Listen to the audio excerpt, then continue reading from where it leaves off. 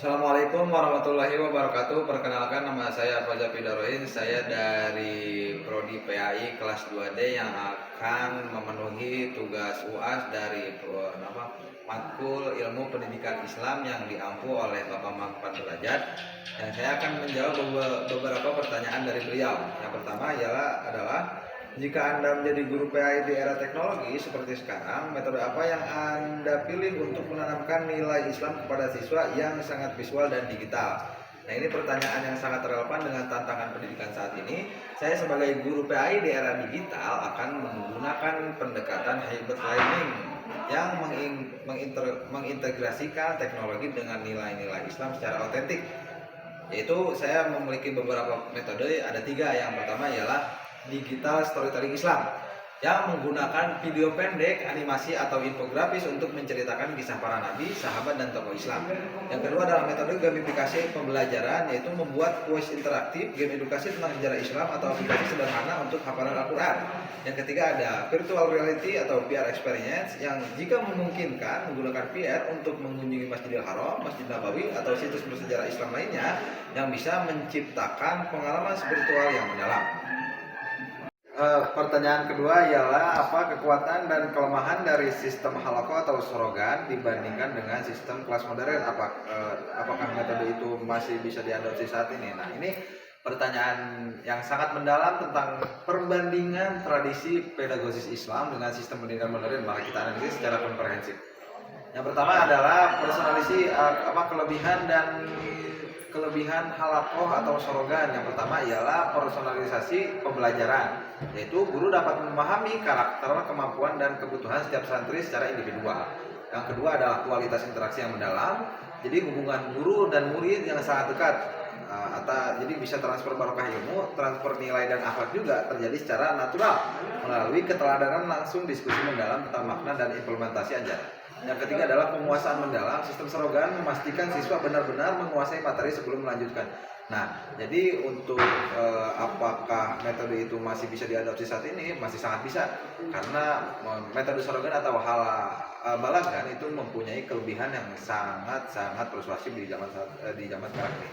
Tidak jauh dengan sistem kelas modern. Sistem kelas modern juga mempunyai beberapa kelebihan masing-masing. Jadi yang untuk pesantren itu masih menggunakan metode sorogan atau balagan, karena metode tersebut adalah metode yang dari dulu sudah ada gitu, jadi harus dijaga keadaannya, dan juga mempunyai kelebihan di antaranya yang tadi personalisasi pembelajaran, kualitas interaksi mendalam, dan juga penguasaan yang mendalam. Jadi sebelum santri bisa yang seterusnya, santri itu harus menguasai materi sebelumnya gitu. Pertanyaan selanjutnya ialah mengapa pesantren mampu bertahan hingga kini dalam sistem pendidikan nasional? Apa kunci kekuatan utamanya dan bagaimana Anda melihat masa depannya di tengah perubahan zaman? Nah, ini pertanyaan yang sangat menarik dan strategis dalam konteks kajian pendidikan Islam di Indonesia.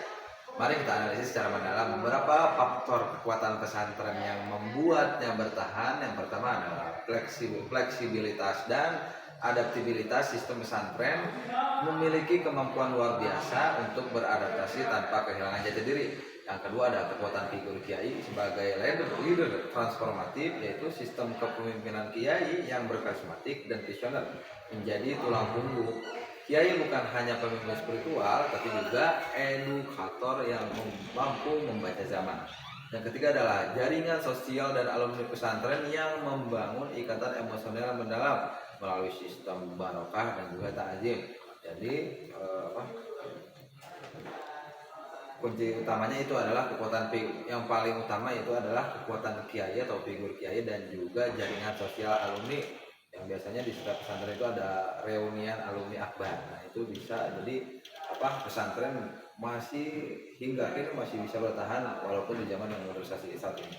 Itu masa depan. Nah, saya melihat pandangan saya tentang masa depannya di tengah perubahan zamannya, ketika jati diri pesantren tidak hilang, jati dirinya itu figur kiai yang berkarismatik dan juga alumni pesantren yang mau peluang real atau datang ke pesantren, ya, itu tidak akan runtuh atau tidak akan punah di kemudian zaman, walaupun zamannya sudah bertransformasi kepada zaman teknologi. Ini adalah pendidikan Islam sering dianggap tertinggal dalam menjawab isu-isu kontemporer seperti lingkungan, HAM, atau digitalisasi. Nah, apa pendapat Anda dan bagaimana seharusnya pendidikan Islam merespon hal ini?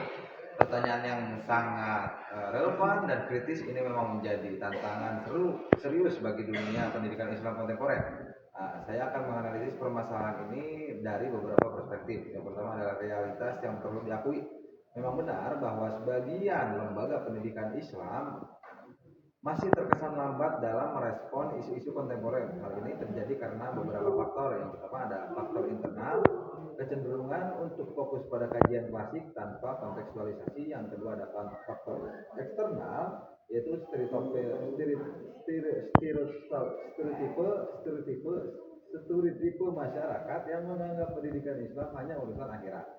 Nah, untuk strategi responsif yang perlu diterapkan ialah yang pertama ada reformasi kurikulum yang mengintegrasikan isu-isu kontemporer dalam mata pelajaran PAI dan juga kembangkan mata kuliah seperti apologi dalam perspektif Islam dan juga etika digital Islami.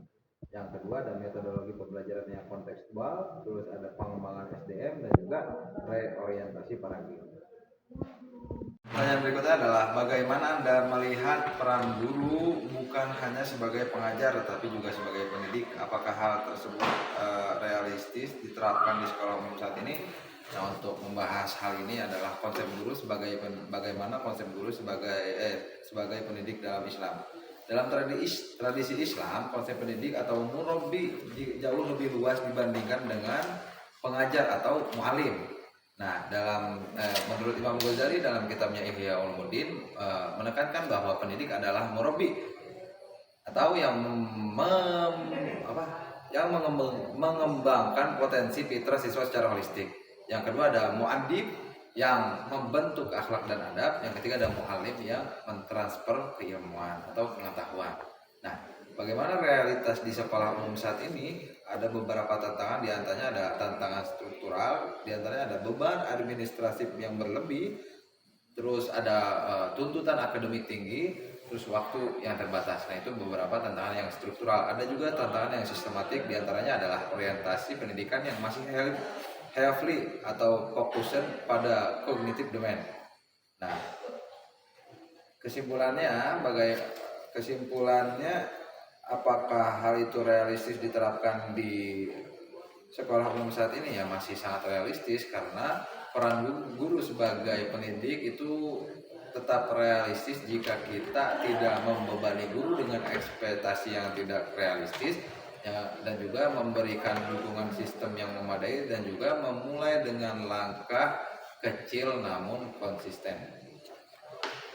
Lanjut ke pertanyaan yang terakhir, ialah di tengah krisis moral generasi muda, bagaimana pendekatan pendidikan akhlak yang efektif menurut Anda? Menurut pengalaman pribadi saya, pendekatan yang paling efektif adalah yang mampu menjembatani antara idealitas ajaran Islam dengan kompleksitas realitas kehidupan generasi muda saat ini. Begitu.